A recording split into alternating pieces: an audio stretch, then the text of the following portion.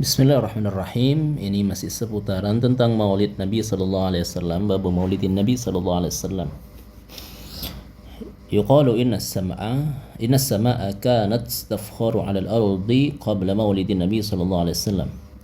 Dikatakan bahwa dahulu itu pernah langit berbangga diri, merasa lebih merasa lebih mulia daripada bumi sebelum Nabi sallallahu alaihi wasallam dilahirkan. Ceritanya begini, wa kanat taqulu innal 'arsya wal hamalata wat tasbiha war ruku'a was sujuda fiyya wa syamsa wal qamara fiyya wan nujuma fiyya wa anti khaliyatun min hadza kullihi. Pernah mengatakan langit itu dahulu mengatakan kepada bumi, arsy, makhluk Allah yang besar ini, kemudian malaikat pemikul arsy, kemudian tasbih, ruku, sujud, matahari, bulan, bintang gemintang, ini semuanya berada pada saya, berada di langit. Ini kata langit kepada bumi. Wa anti khaliyatun min hadza kullih. Sedangkan engkau bumi itu gak ada, kosong dari ini semua. Semuanya ini ada pada saya. Arsy, malaikat pemikulnya, tasbih, ruku, sujud, ibadah-ibadah, bermacam bentuk ibadah, matahari, bulan, bintang, semuanya ini ada pada saya. Kamu kosong dari ini semua. Nah, dikata-katain seperti itu, katakanlah dibully, maka apa yang dilakukan oleh bumi? Apakah membalas? Wal ardu munakkisatun ra'saha. Bumi itu malah menundukkan kepalanya. Dia pasrahkan semuanya kepada Allah, biar Allah Subhanahu wa taala yang membalas itu semua. Entah, terserah Allah Subhanahu wa taala. Maka apa yang terjadi? Falamma wulidan Nabi sallallahu alaihi wasallam rafa'atil ardu ra'saha bil fakhri 'ala as-sama' wa qalat.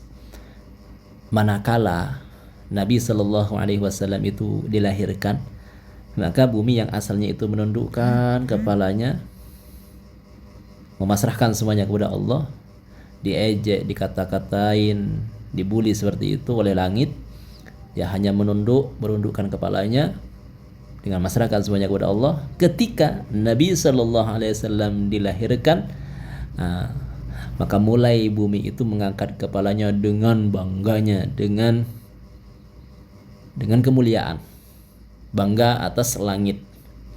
Waqalat, dan kemudian bumi mengatakan, qad wulida ala dhahri nabiyyun mubarakun nurul arsy min nurih wa nurus samawati min nurih wa nurul ardina min nurih wa nurul asyamsi wal qamari wan nujum min nurih.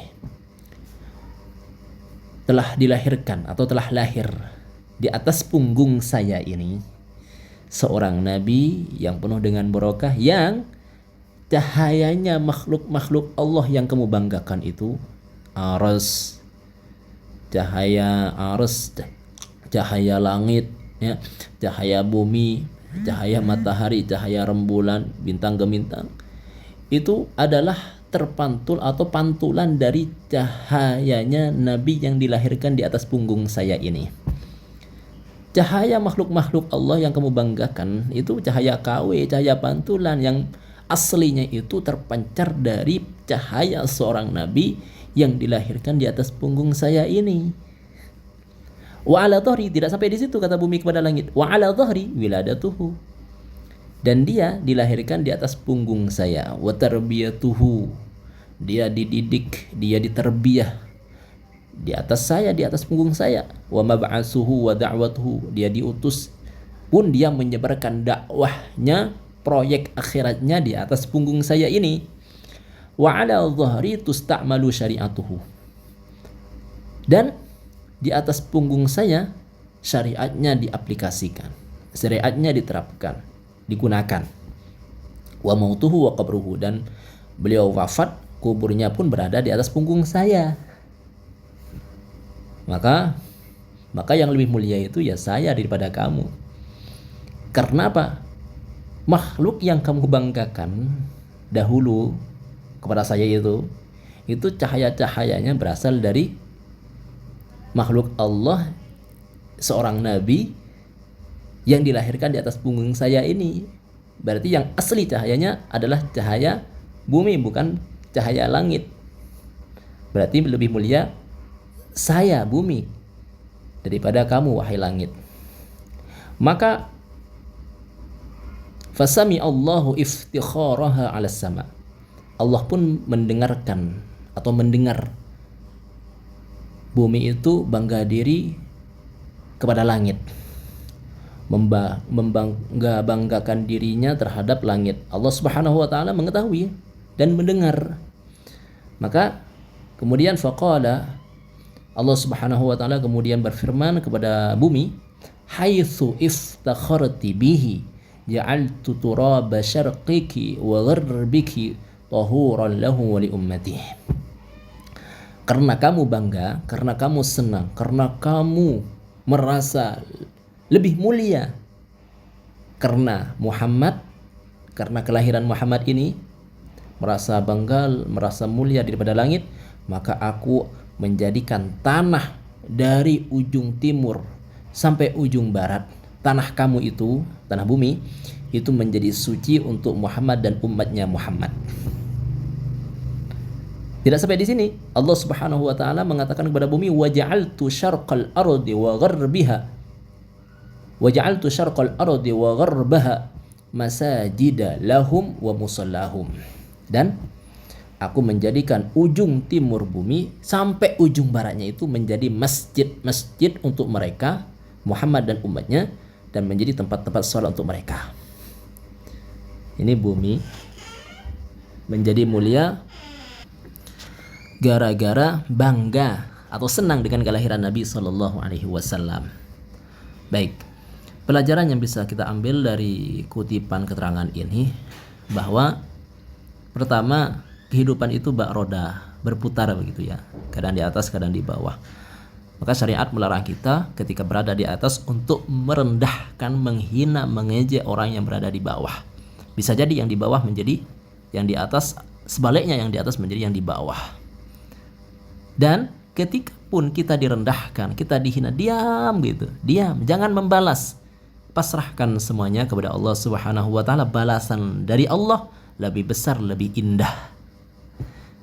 Sebagaimana bumi ini enggak membalas apa-apa, masrahkan semuanya kepada Allah. Biar Allah Subhanahu wa taala yang menghakimi. Dan betul, peradilan Allah, balasan dari Allah lebih indah. Sehingga Allah Subhanahu wa taala memberikan hadiah yang luar biasa kepada bumi itu dengan lahirnya Nabi sallallahu alaihi wasallam.